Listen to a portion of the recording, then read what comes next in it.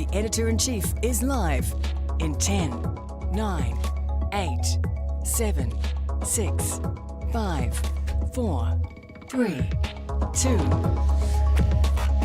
1. Okay, welcome to the program. August 23rd, you're with the Editor-in-Chief live with Lester's Oil, your multi-ingredient omega-3 healthy aging supplement backed by thousands of satisfied customers. Get the benefits of 6 supplements in 1 capsule to support joint, heart and brain health. Take as directed, read the label about South Auckland. G'day folks, I'm Duncan, Garner. Welcome to the Editor-in-Chief live, and as always, great to have your company. Leave us a comment as well. Get involved, love to hear from you. Leave us a comment on YouTube, TikTok. It comes right through to us live. We'll talk about it. South Auckland hip-hop artist Queen Shirl'e gives everything to her community and worries about the bad stuff, the bad influences on the streets and infiltrating the streets. She has campaigned against aggressive booze barons moving into South Auckland, done good work there and onto every corner, but now her concerns have gone next level. Guns, meth and the carnage that results. So we'll have a chat to her shortly, what's going on in South Auckland.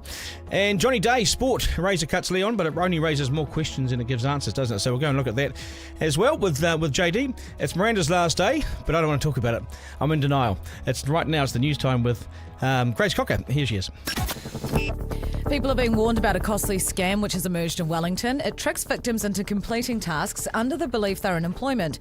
Paul Spain from Gorilla Tech says people need to keep their wits about them. Pull you into what looks like some pretty easy work for a pretty high return. At some point they're asking for you to start paying up front for some training, some taxes. Italian prosecutors have opened a criminal probe in the sinking of a super yacht. Kiwi captain James Cutfield has been quizzed after the keel was found to be partially elevated. CNN's Barbie Nardo says they're looking for answers. Part of this criminal investigation is to try to determine if there were any human errors that led to the sinking of the ship and the death of what is 7 people once the final body is recovered.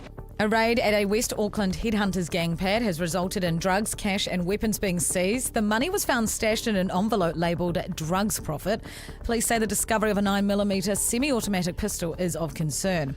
One of the largest diamonds ever found has been unearthed in Botswana. It is roughly 2,500 carat, big enough to sit in the palm of a cupped hand. Sven, a gay penguin who became a global symbol, has died aged 11. He rose to international fame after partnering up with another male at a Sydney aquarium where they raised 2 chicks. In sport, Kiwi driver Liam Lawson will have a full-time seat in Formula 1 next year. Red Bull director Dr. Helmut Marko told an Austrian newspaper that Lawson will be the main team or in the sister team RB in 2025. Daniel Ricciardo, who drives for RB, has reacted. From a place of competitive respect, I think he does deserve one. So if he's in the sport next year, I think that's a good thing. The America's Cup preliminary regatta in Barcelona. Oh, hang on! Oh no! We lost the boat. Yeah. They said they've lost the boat, so that will be a systems failure. Italian syndicate Luna Rossa suffering an electrical issue, gifting holders Team New Zealand victory in the opening race. And in golf, Lydia Ko is currently tied for 11th at 1 under 4 shots off the pace after the opening round of the Women's Open Major. That's news and sport. Thank you, Grace. Tell me this, so the gay penguin, have I caught up with this? It's quite a common thing, isn't it?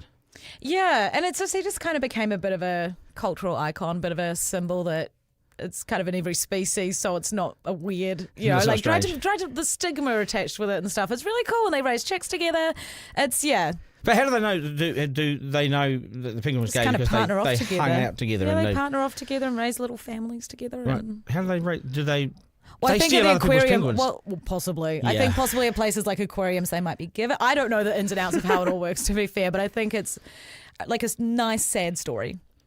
Yeah, it is a sad sad story. He's died, but he was 11. Seems like he had a happy life. Is it 11 years? Is that an old? Yeah. That's old. I think so. What do they do all day? Well, dogs go to 17, right? Yeah. 15, 17. Yeah. I don't know. Thank you, Grace. Duncan, Garner, live. Yeah, Auckland Council is changing the rules around booze, and supermarkets and off-licensed bottle shops won't be able to sell liquor after 9 p.m, so they're sort of finally getting there, aren't they? There will also be a 2-year freeze on new liquor licences in some priority areas, predominantly located in South and West Auckland. So there's movement there. It's aimed at creating safer communities, especially in lower socio-economic areas. I facepalm at times and I think these are the very same people that allowed the thing to explode. 122 on and off licences in Onehunga alone. Where the hell were they then? The council signed them off willy-nilly. Anyway, South Auckland advocate Queen Shirl'e has been speaking out against the number of liquor stores in South Auckland, done some really good work for years. She was the 2023 Sunpic's Pacific People's Community Award winner, and in her spare time founded the Queen Shirl'e Academy. And although these are positive changes, she says alcohol is the least of the issues in South Auckland these days. It's something more serious, and she joins me. Nice to see you. Welcome. Maloilele. It's Aye. so awesome to meet you. Yeah, nice to see you too. You too. Thank You've you been so busy much. taking photos in here. I send it out there. As you do. Yeah, you've done some really great work, and I admire what you've done, because I was looking at this alcohol issue for years and years in South Auckland. It just got out of control, didn't it? And now they're trying to pull it back in. Hello. I know, right? I know. Same people. Same people, same thing, different story. Same story, different year. That's my head, isn't it? Yeah, the same people that let it go loose have now saying, "Oh, we better tighten it up too." Late. I know, right? Yeah. And I was just talking to a couple of people from the community who work in those spaces, and they're really worried because they're going to lose their jobs, or they don't know if they're going to get a pay rise. So there's that issue as well. But you know what? It's people are just going to adjust. They're going to adjust, and they're going to go earlier in the day. Yeah, well, because then people get around this. They work out, right, so that's going to close at 9, I'll go at 6. Exactly. I'll go at midday even, so I'll get one in early. And they're going to lose their jobs because they're staying in line waiting to get their box. Yeah, don't they sell single ones in these shops now too? I mean, they shouldn't, but they do. Oh, yeah. So, do you think it'll make a difference, the booze? With the time change, not really. I think more like I said, people are resilient. They'll adjust. Yeah, and it's They'll so adjust available, isn't it? Yeah, and it's not going to happen until December. So people are going to go handy right now, right up until December when it actually when it takes place then. And you're concerned about other stuff on the street. What else is happening in South Auckland? You see headlines everywhere now. Eh? Oh yeah, you know what? You probably heard about it. Missing kids. We've had some missing kids from our academy as well. And what's amazing is that, for us, we just see the need and we get in there and we do it. It's not about, why is it, what's happening. Yeah. I mean, that's it. We got to understand a little bit why kids are, why it's happening. And it comes down to the top, like the policies and everything that's changing. It's affecting our community. People are angry. People are frustrated. People are very, very worried right now. They're so they really worried. are, aren't they? Because the resilience has taken a hit. Like, how long can you be resilient for? You start to lose your jobs, the jobs pile up, and then when do you turn to? Exactly. Because people aren't hiring. No, well, that's it, and people don't understand what's actually happening in our community. No one's talking to anyone. So all these laws are just getting thrown onto them, and, people are sick. There's this virus that's going around, so people have to stay home. Yeah. And, what's going to happen if you don't turn up to work? They're going to lose their jobs. So people are going through a mental health issue right now. There's a lot happening. Do you see more desperation now? How does that play out, do you reckon? Oh, so much. Yeah, I'm talking to a cousin of mine who works for AAAP, and these guys advocate against, poverty. And what we're seeing is that a rise of child poverty, and it's happening a lot more than ever, and also the youth crime is going up. Because and it's going to get worse. Yeah, because people's wages and their salaries or whatever they get paid, it hasn't kept up with the cost of living, right? So you've had a number of years of this now, and this is the breaking point, isn't it? Because you fall so far behind, then you get a flat tire or something, and you can't afford it, and it sort of goes AWOL from there, doesn't it? That's right. It's so sad. And now with all the benefit cuts, there's a big worry. There's a lot of, in our deprived community, people are already struggling, and so with this, it's going to be even harder for them. So I'm really worried about that. Yeah. So what can we do? What's a solution? What's one way people can help? Well, our Queen Shirl'e Academy have always been about developing programs and finding that solution to keep our kids engaged. They are the future. I mean, soon they're going to be able to vote. And so, young people are our future. And so it's important that we start with them because, look, recently we had a gun issue in the community, and now it's youth, it's young people. I've always said it's not a gang issue, it's a community, and it's also a gun violence issue. Now young people are doing it, and it's really sad. What, young people are getting access to guns? Yeah, well, that's it. And, recently I was watching an interview, and they said that 80%, I think it was, there was a research around there, about 80% people supported that policy about that gun exchange thing where they hand it back into the government. And I'm not sure if that actually made a change because a lot more well, the bad guys still keep their guns. Yeah, the bad guys still keep their guns. The gangs keep their guns. And so guns are still flowing around. There's still plenty of guns in New Zealand. That's it. And the gun theft has gone high as well. So young people are getting guns in their hands, are they? Yeah, recently it happened in our own community, Mangere. Yeah, it's a real worry, isn't it? So that's a big concern for us. So for us, it's about stepping in and going, okay, what can we do? We can't change what's happening out there, but what we can do is we can start by creating pathways for our young people to employment. Why are kids getting guns? Because it's so associated with meth, isn't it? Well, like I said, it goes down to their families. What's happening in the families and the homes? There's a lot of frustration. There's a lot of anger. There's a lot of overworked people. Like, people are very exhausted, so they don't have time to spend with their kids. Kids are hungry as well, so they're going out there, and some of them lack education, so they don't have that kind of education to help them make better decisions. So therefore, they're going out there and they're stealing, and they're. Is this the worst you've seen it? Is this the worst you've seen in South Auckland? It's always been like this, but the thing is it's happening more often and it's more common. And really, it's because of the people that we voted for to make those decisions for the country. It's really affecting the people now, and it's rippling down to us. Well, it's also rippling into the lower ages too, because we're now getting reports of 8, 9, 10-year-olds that are involved in this crime. They're babies. It is. They're It's really sad, and we're seeing it. With the youth that I'm seeing, some of these youth, they don't have families to go home to, so they're hanging around in the street, and of course they're going to. That's going to affect them as well. They're going to join whatever's out there, activities that's happening out there. So that's how I started the academy. Was I met some youth who were going to a liquor store and they wanted me to purchase liquor for them. So I was asked the other day to buy some vapes for some young kids. Vapes, yeah. Hey, sir, can you? I said, exactly. take a hike. And in that moment, that changed my life, because I didn't even want to be a youth mentor or anything. I was just focused on what I was trying to do. But that changed my life because I saw the need in the community. I saw a need, and I thought, you know what? We need to do something about it, because this is my hood. I grew up here as a kid, and I'm seeing nothing changing. Do you get much support? So just tell me about the meth issue, because meth's on the radar too, isn't it? Always been there, and what's worse now is that we just want to know why, why is it happening a lot more? Why is it getting easy, through? Isn't it? Yeah, well, it's good that the police are doing their jobs by, at the borders and all that. But I think also it's, like I said, it's families who are struggling. It all comes down to the struggles. Families are struggling to even get work. Yeah. And so they don't know what to do. They don't know. So people are trying to find a quick buck. So if they get a chance to make a quick buck, they sell it. Yeah. I reckon there's a tip of the iceberg stuff too, because you've seen in recent weeks some really big busts. Okay, so that's the stuff you see. The stuff that you don't see is the stuff that got through. And I reckon that we're a landing pad now for more drugs than ever. It is. Because we pay top dollar, we're accessible. We're in the South Pacific, we go through to China. That's right. Yeah. And you know what? It comes down to talking to the people, having conversations, talanoa like this. It's really important that we talk about it, and no one's talking to the people that are actually struggling, going through it every day, and so that's why it's important for us, because we're talking to the people, and so we're having to make those decisions without the media around and stuff like that. Who supports you then? Because you're trying to get conversations going. You're trying to look after. How many people in your academy, for instance? How do you protect people? So like the OMAC, Otara Music and Arts Centre, it's about those collaborations. I think for me, it's really important to collaborate, to connect with each other in the community. So it's about knowing the people in your own community and working with the people in your own communities. There are so many groups that I am connected to, that I work with, like Tyler Youth Development Trust. They do great work, They're amazing, and I want to do a big shout out to Anastasia Meredith, who's our CEO, and Noroa, who are amazing. And I know Jolene came in recently as well. Yep. And it's so important that we hear those young people's voices. Like I said, it's those conversations, and we're working with these youth who are actually at risk, with the crimes and everything. But is the government alongside you? I mean, for a start, Yes. Is the government in South Auckland? Do they care? Have you seen them? Is there money flowing your guys' way to help in terms of resourcing it? And where's the media? It's still struggling. I mean, we're still struggling with that. But like I said, it's those connections.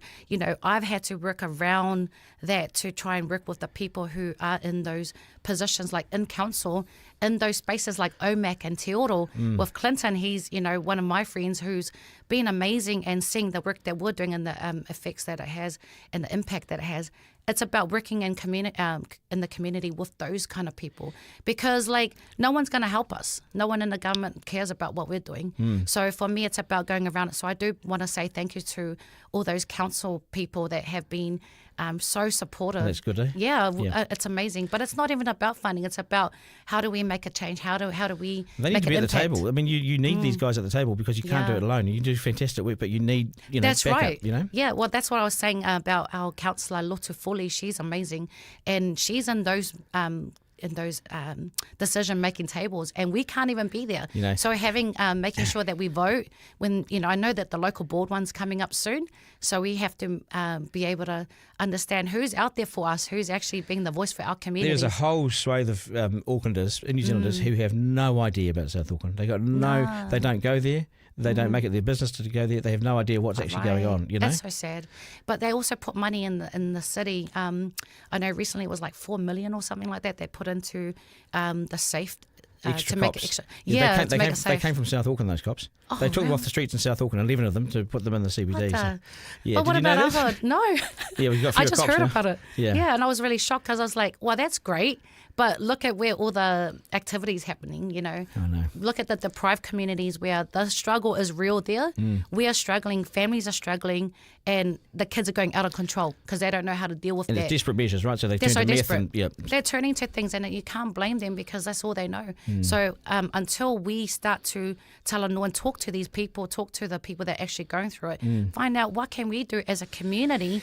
It's about coming together as a community and talking about it, right? It's nice to meet you. It's good to meet you. I'm glad we talked about it, and let's get it out there. Keep pushing it, and make sure you post this everywhere so people can see it. Yeah, big shout out to our academy, the Queen Shirl'e Academy, and there's so many amazing youth in there who have come out and now focused on their careers as well. Education's so important. You've got to keep hammering them on that. That's right. Try and get re-engaged in school somehow. And Tyler does great work. Amazing. I'm so proud of being part of Tyler. We've also started a new podcast, Tyler Podcast. So make sure you guys check it out. Just got to plug it in there. I don't know about this podcast stuff. Is there a future?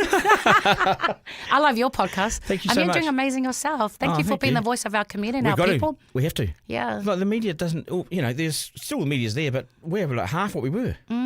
So I'm still doing it. Right? I'm in the now trying to do it. Look at you, legend. I'm trying to do it. I'm juggling all these sorts of things. I got water, I got mouse, I got this, everything's going on. Yeah, I need to join with that one glass soon. Nice to meet you. All the best. Thank you. Thank you so much. You're very welcome. It. Good luck with all your mahi. Thank you. Okay. Duncan Garner, live. Wow, we need more heroes like this, don't we? I think Dave's on the line. Dave, g'day, mate. How's it going? Morning, Duncan. That was a great interview, first off. But I got a couple of recommendations for your plonkas list. Oh, okay, mate. You go for it. Nicola Willis should be number 2. You put the blame on Kiwi Rail for the ferries, but it was never the ferry's fault that she canned the project. Yeah. And Luxon should be 3rd for his insulting comments. Oh, yes, nice. Oh, I love it. I see it on the stream. Thank you. Lion Luxon should be 3rd for going over to Australia and saying there should be bipartisan talks over infrastructure after he canned so much infrastructure projects across New Zealand. The worst thing I saw this week. Okay, mate. The worst thing I saw this week was Luxon going, aren't you happy with your tax cuts? And he's grinning away, biting his lip, grinning away. Forrester showed me. It was appalling judgment. Yeah, it's right up there with him smiling just before they announced benefits actions. Yeah. And that other evil-looking woman, all sprinting and happy, like, oh, we're going to go screw over the poor, disabled, everybody in New Zealand. Yeah, but I'm going to say something a bit later on in this podcast about what's happening in Wellington, but 6,500 jobs, when's enough? Another 200 yesterday at the police, 200 jobs at the police, and they're saying, they're not front line. Whatever, all jobs in the public service effectively feed the front line. Come on, that's just political bullshit and spin. With your little plonk. Yeah. He was in the lying part. I got him, mate. He's lying, Luxon. Okay. All right, Dave. Take care, mate. I appreciate you getting in touch, eh? Reading rate. Okay, mate. Have a nice weekend. Duncan Garner, live. Yeah, Dave gets fired up, doesn't he? Good on him. Right, it is time for 3 questions from the editor-in-chief. What do we do? Number one, here we go. If you want to help out kids in South Auckland, how do you do it? Easy. I know it can be overwhelming, the numbers of agencies and charities and dead-end streets and cul-de-sacs to nowhere.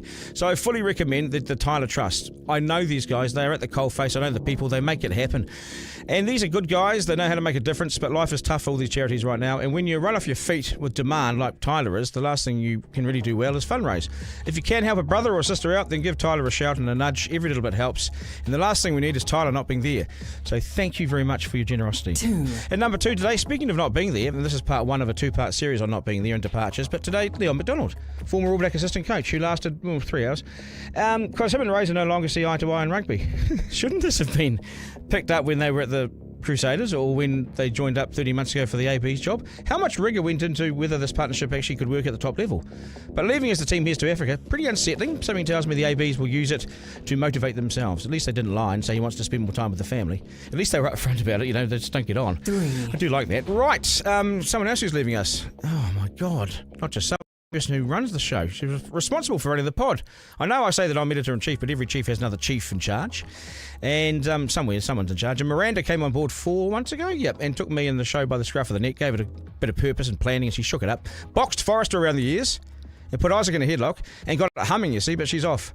Not in any Leon kind of way, I don't think, but because she's got other things to do and achieve. But Miranda, thank you for working your ass off and for kicking ass. No nonsense. Your approach was no nonsense. I rate you, I value you. You did it, and I would never stand in your way and sulk and say, I hope you weren't too demanding, and I really mean that. I know Forrester, difficult guy, but thank you very much for everything you've done. Duncan Garner, live. Here we go, JD, Johnny Day, Sport, let's talk. Yeah, morning. Can you believe it? Yeah, I heard the word out of... Duncan Garner, Okay, live. okay, Duncan, calm down, yes. Gosh, there we go. Yeah, caught the word the night before and was like, geez, this is a bit of a bombshell. And then it came out yesterday at lunchtime, Leon McDonald gone. But then I did think back to when he was at the Crusaders with Razor in that first year in 2017, and then he took off. Yeah, that was strange. Instantly. Yeah, and that just went, why has he done that? And it was for the same reason. They butted heads because you have 2 alphas there, Duncan. Is that what it is it? Yeah, I absolutely. Leon McDonald's a head coach. Yeah. That's what he is. But did the rugby union not see this? 2 head coaches don't go into one? Yeah, maybe they should have, but I think if he was made the assistant coach and then the others were below him, because you got Jason Holland, you got Scott Hansen, you got Jason Ryan, you got Tamati Allison, you got David Hill, you got a throwing coach in Corey Flynn. So you got 8 assistants and Leon was just an assistant. He needed to be deputy or something, Yeah, I think so, because his pedigree's amazing. I think he will be an All Blacks head coach one day, and I would love to hear what Colin Mansbridge, the CEO of the Crusaders, is thinking right now, because he's rehired Rob Penny, who had a disastrous campaign this year. Now Leon McDonald, who is in the Crusaders Hall of Fame, one of the greatest ever players, is on the market. I'd be going, if I was Colin Mansbridge, I'd be like, welcome back, Leon. You got the full-time gig. Too late, because you can always move Rob Penny into a director of rugby role. Oh, yes. You know, that's how you keep him on the books, where Jamie Joseph was at the Highlanders this year. Now he's head coach of the Highlanders. Yeah. I would love to see the Crusaders hire Leon McDonald. Because we do know we can't make him assistant coach at the Crusaders. No, it doesn't work, does it, Duncan? But this happened years ago when Ian Foster chucked his assistants under the bus, and then we went to Ellis Park and we won. Yeah. So hopefully this is a good thing. I wonder what they didn't see eye to eye on. I wonder what it could be. It'll be something about the team and the way it's run and the way the attack is run. And Leon's in charge of the back 3, the way that the wings and the fullbacks play. And they're very headstrong guys, like so smart at rugby, both of them. And I think they wouldn't budge on anything. So if Leon said, I want the back 3 to operate this way, and Razor said, nah, mate, that's not going to work, neither of them would budge. Yeah, the head coach must win. Oh, absolutely. And this is what I wanted from the team all along. I want Razor to be the only voice. And the way that they've built it up with 5 selectors selecting the team, Razor, just pick the team, do it all yourself, bark out the orders, and let the others do their little technical things. Well, but you're the boss. I wonder if Razor took a backward step in Wellington and didn't... did leave the team to others to prepare, head coach, because you can do that, CEO.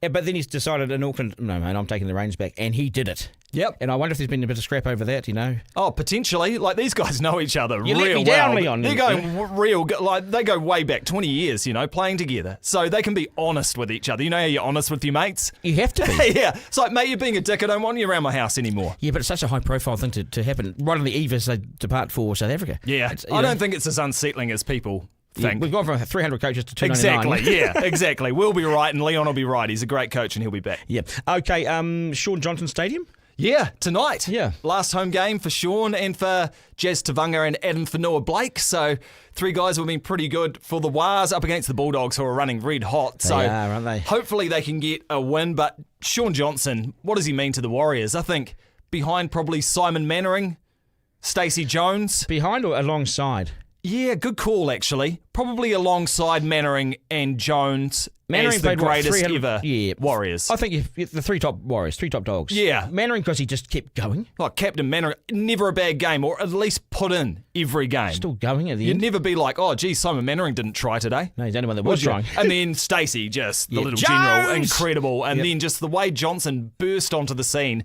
in 2011, taking him to that grand final. Obviously, a falling out with Stephen Kearney, ended up with the Sharks for 3 years. Wasn't and then the only one. Came back, and then came back and Dally M Player of the Year last year. I know Kalen Ponga won it, but it was clearly Sean Johnson. So, what a career. What I love about Johnson is that he's never been rude.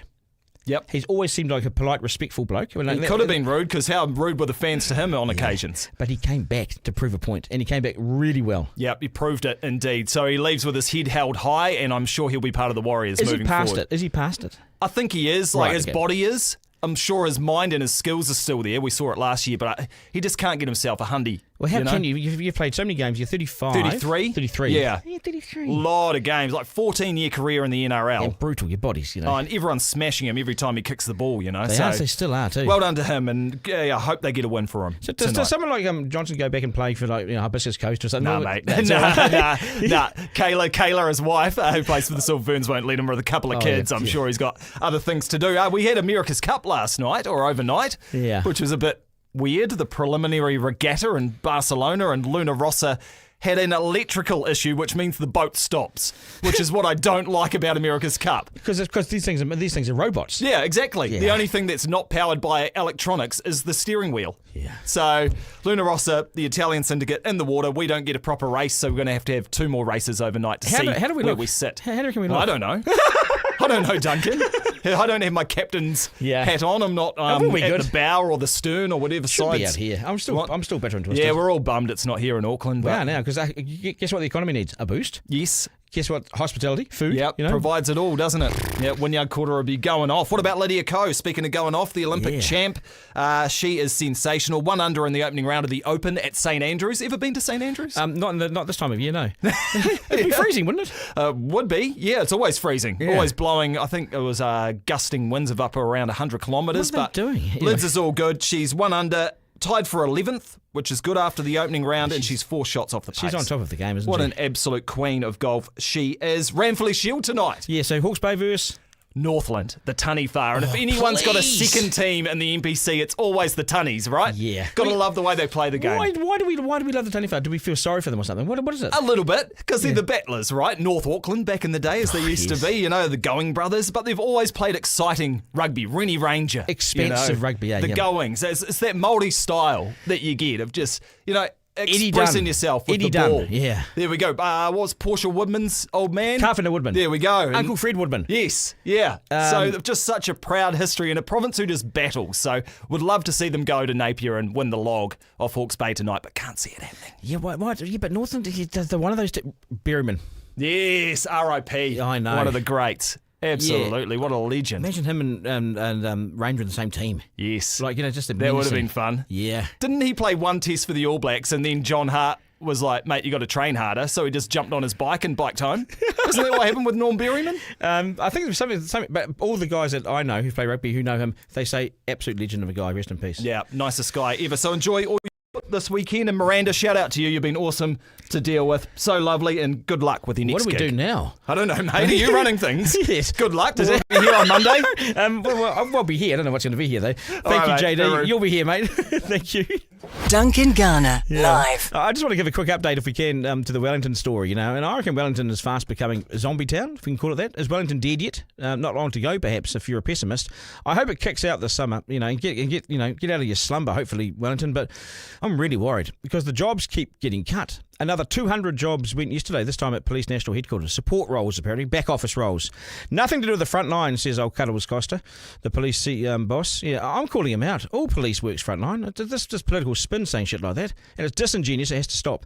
Telling fibs for the government does you no favour, sir. Meanwhile, 2 big bars in Courtney Place folded this week. Iconic Courtney Place, from icon to sort of eyesore. It's tumbling. Hummingbird, let's just say, might be Wellington's sort of SPQR. That looks like it won't reopen now. That's all boarded up. The data is bad. 6,500 public service jobs have been cut, and they continue to keep cutting. This week, you've seen headline after headline of jobs going. The cuts deeper into the public service. And think about it. That's millions of dollars of wages ripped out of the city. It affects taxi drivers, bar owners, you name it. It all goes on the line. And now it looks like David Seymour's having some fun at the workers' expense. He's loving this.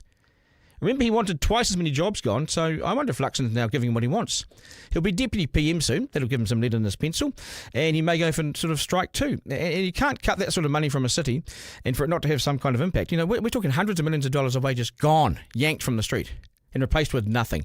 And Wellington is a one-trick pony, you see, one employer, and the government's not hiring anyone, so people leave town. Then you get zombie streets. Real estate market's been flat. It's been flatlining for ages. My sources in the industry say deals that were lined up have fallen over, and there's no sign of a bounce. Indeed, for Wellington, it's worse than anywhere else.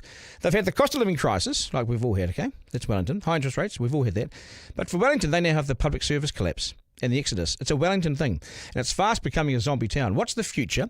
What's the plan? And where does it all end? I have faith in Wellington, and I have faith in its people. I've lived there, but the challenges are mounting. If you can do something for the capital, don't delay, do it now. They sure would appreciate it. When John Key said in 2013 Wellington was dying, I scoffed at Key, but maybe he was just 10 years too early. Duncan Garner, live. Okay, thank you for tuning into the podcast. Duncan Garner, Editor-in-Chief, live. Do we do what Dave said? Because this one here, Nicola Willis, is in charge of finances for the government. So all those cuts, and all the stuff around the ferries and Kiwi Rail, she's going up there. Darling Tunnock remains. Yeah, let's give it a bit of action. It's good tunes, mate. I'm going to put her at 2, okay? Well, it's just because, she's overseeing so many people lose their jobs, and these are human beings. Why are we so miserable? Luxon, we'll just take Tamaki off, although he deserves to be there forever. Adrian Orr, he still needs to be responsible, so Luxon, you can go there. Yeah, but it doesn't mean he drops. He drops slowly, like the interest rate. They're going to drop slowly. We'll cut him, like an interest rate cut. So there we go. I'm going to put Luxon there because he's made up stuff about the education system, which you picked up on very well, Miranda. So that's where we're going to go with that. Everyone agree with that? Thank you very much. Okay, I do like that. Tamaki can stay close because you never know. He's always saying something silly. That is us. Thank you so much, Miranda. Can I say once again, good luck in your future endeavours. I've known you for a long time. Thank you so much for everything you've done for the team here. You've set it up. You've got the foundations really, really well, rock solid. So thank you so much. And thank you for making it really easy for me. I fear now it's going to be all sorts of shit coming my way. But thank you for keeping the wolves from the door. I appreciate it. I really do. And good luck. You're really talented. Isaac, thank you so much. Not that you're not talented. How are you, mate? Everything all right?